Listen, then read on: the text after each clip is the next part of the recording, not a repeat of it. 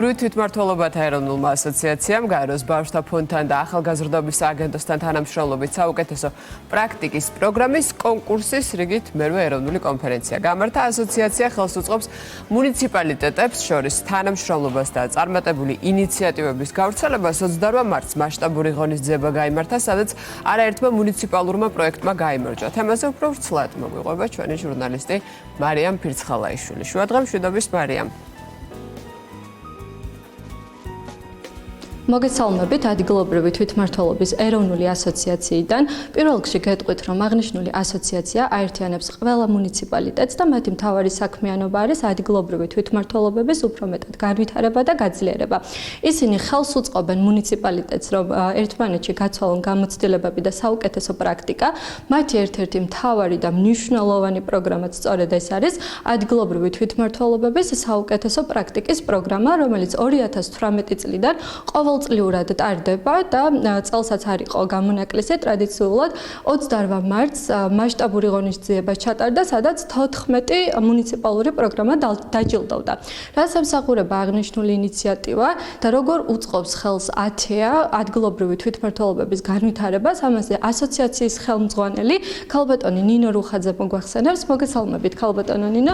სწორედ ამ კითხვით დავიწყოთ. რაც ემსახურება თქვენი ეს პროგრამა და როგორ უწყობთ ხელს ადგილობრივი თვითმმართველობების განვითარებას. ჩვენ წარმოვადგენთ მუნიციპალიტეტების გაერთიანებულ ხმას, როგორც ქვეყნის შიგნით, ისე ქვეყნის ფარგლებს გარეთ. ჩვენ ვართ წარმოდგენილები ევროპის საბჭოს ადგილობრივ და რეგიონულ ხელისუფლებათა კონგრესში.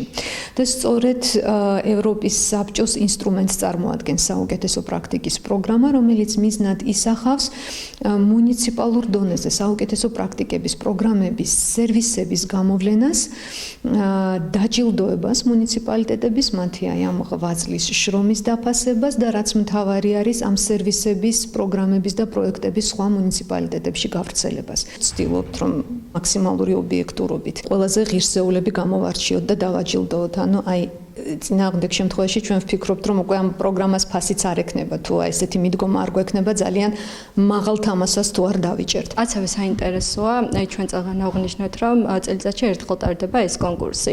საინტერესოა ყოველდღიურ რეჟიმში რას საქმიანობს თქვენი ასოციაცია და რას თავაზობთ, რას სერვისებს კონკრეტულად მუნიციპალიტეტებს. ასოციაცია არის თვითონ მუნიციპალიტეტების მიერ დაარსებული. უპირველესი ჩვენი დანიშნულება, ჩვენი მისია არის მუნიციპალიტეტების ინტერესების ადვოკატირება, დეცენტრალიზაციის პროცესის ხელშეწყობა და დეცენტრალიზაციის პროცესის წარმატებისთვის აუცილებელი არის, რომ მუნიციპალიტეტების ინსტიტუციური გაძლიერება, მუნიციპალიტეტების საკადრო გაძლიერება და ამაშიც ჩვენ გვაქვს ძალიან მნიშვნელოვანი მისია და როლი შესასრულებელი და ერთად ძლიერი თვითმმართველობის შენებაში. დიდი მადლობა, წარმატებებს გისურვებთ. ჩემთან ერთად ასევე არის ერთ-ერთი გამარჯვებული პროექტის წარმომადგენელი და იმერეთის ტურიზმის სამსახურის უფროსი მარი დევიძე. მოგესალმებით ქალბატონო მარი, პირველ რიგში გილოცავთ ამ წარმატებას. საინტერესოა, როგორც ჩვენთვის ცნობილია, თქვენ ქუთაისზე შექმნით აპლიკაცია. რას თავაზობს ეს აპლიკაცია, როგორც ქუთაისის მაცხოვრებელს, ისევე სტუმარს ამ ქალაქის? კიდევ ერთხელ დიდი მადლობა მოგოცვისთვის, ნამდვილად ამაღელვებელი დღეა ჩვენთვის, რადგან ჩვენმა პროექტმა გაიმარჯვა.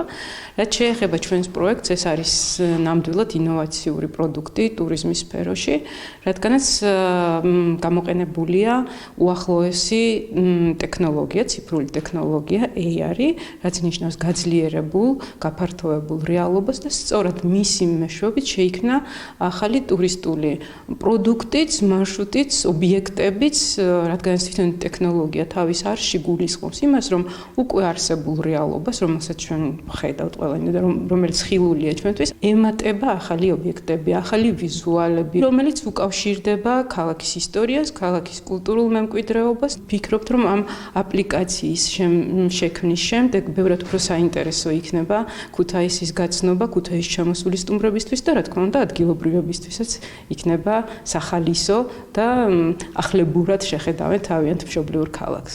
დიახ, და ასევე საინტერესოა, როგორ გაჩნდა იდეა, რომ შეგექმნათ ეს აპლიკაცია, რაიმე კონკრეტულმა საჭიროებებმა ხომ არ განაპირობა ეს? როდესაც შევიტყვეთ მსგავსი ტექნოლოგიის შესახებ, ვიფიქრეთ, როგორ შეიძლებოდა მისი სიტყვაზე ინტეგრირება ტურიზმში. გვიხარია რომ ამაში ჩაერთნენ ახალგაზრდები, ჩვენთვის პრინციპულად მნიშვნელოვანი ამ დიალოგის არსებობა, თაობათა დიალოგის არსებობა. ჩვენი მოკვლევით ჯერ არსად არ არის ეს ტექნოლოგია გამოყენებული ტურიზმში და რა თქმა უნდა ეს გვახსოვს თავისებურად სიამაყით. დიდი მადლობა, წარმატებებს გისურვებთ. ნამდვილად საინტერესო პრაქტიკაა სხვა მუნიციპალიტეტებისთვის. აღნიშნული კონკურსი ყოველწლიურად ტარდება, ხოლო მუნიციპალიტეტებს უკვე შემდეგი ინიციატივების წარდგენა შეიძლებათ სექტემბერში, ხოლო რავადები იქნება გათვალისწინებული, ამას ჩვენი მაყურებელი შემდგომში გაიგებს. მადლობა მარიამ ფირცხალაიშვილს, რომელიც ინფორმაციით შემოგვიერთდა შუადღეს. გარემოს